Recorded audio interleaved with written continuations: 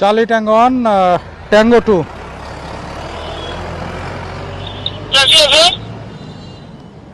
Tango 2 ওই যে police লাইনের সামনের থেকে ঝিনাইদহ ল 12 সিরিয়ালের 5534 একটা পালসার এনএস লাল মোটরসাইকেল, বড় চুল ছেলেটা, কপি কালারের একটা ক্যাপ মাথায় আছে, বড় চুল, দাঁড়িয়ে আছে।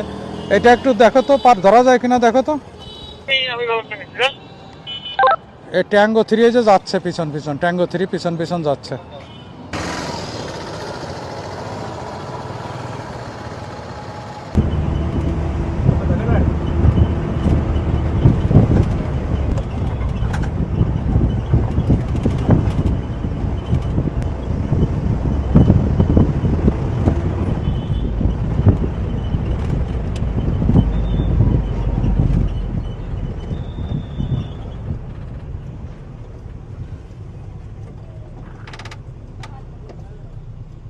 আপনার ড্রাইভিং লাইসেন্স আছে? না স্যার। কিচ্ছু নেই? না। আবার সিগন্যাল ভায়োলেশন করে চলে আসছেন। গাড়ি থেকে নামুন।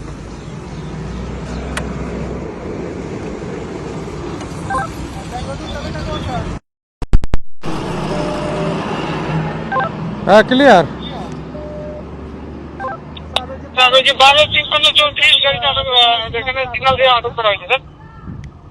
আচ্ছা, আসতেছে।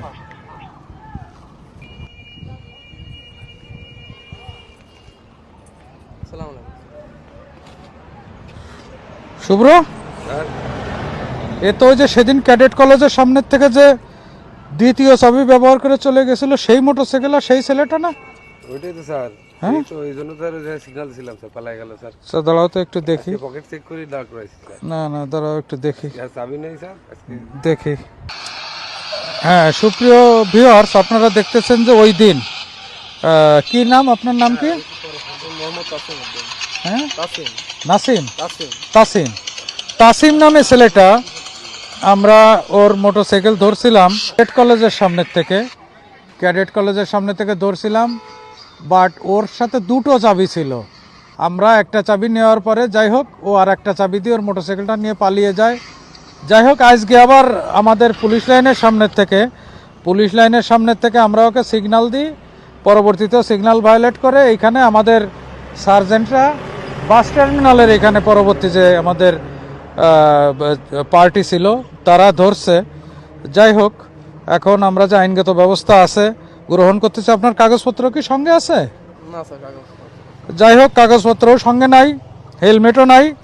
তো আমরা ওর গাড়িটা আটক করতেছি এবং পরবর্তীতে সে কাগজপত্র আনলে এবং তার অভিভাবক আনলে মুচলেখা দিয়ে তাকে ছাড়া হবে এবং জরিমানা করে অবশ্যই। ঠিক আছে, তাহলে মোটরসাইকেলটা আটক রাখেন। চাবি কই? নেন মনির, আপনি নিয়ে যান মোটরসাইকেলটা, পুলিশ লাইনে নিয়ে রাখেন। আমরা ওর নাম ঠিকানা লিখে ওর স্লিপ করে দিচ্ছি, আপনি মোটরসাইকেল নিয়ে যান। ঠিক আছে। সুপ্রিয় ভিউয়ার্স, আপনারা দেখলেন যে আসলে কোনো অন্যায় করে অবশ্যই পার পাওয়া যায় না। একটা কথা আছে যে জাস্টিস অফ নেচার বা ন্যাচারাল জাস্টিস, অবশ্যই আপনাকে সেই ন্যাচারাল জাস্টিস অফ নেচার বা ন্যাচারাল জাস্টিস ফেস করতে হবে। কোনোভাবেই সেটা থেকে কেউই পার পাবে না। এই জন্য সবাই সাবধান হয়ে যান, সতর্ক হয়ে যান, অবশ্যই কোনো অন্যায় করবেন না। আমাদের ট্রাফিক আইন ও সাইন সবাই মেনে চলবেন, এই কামনাই করি।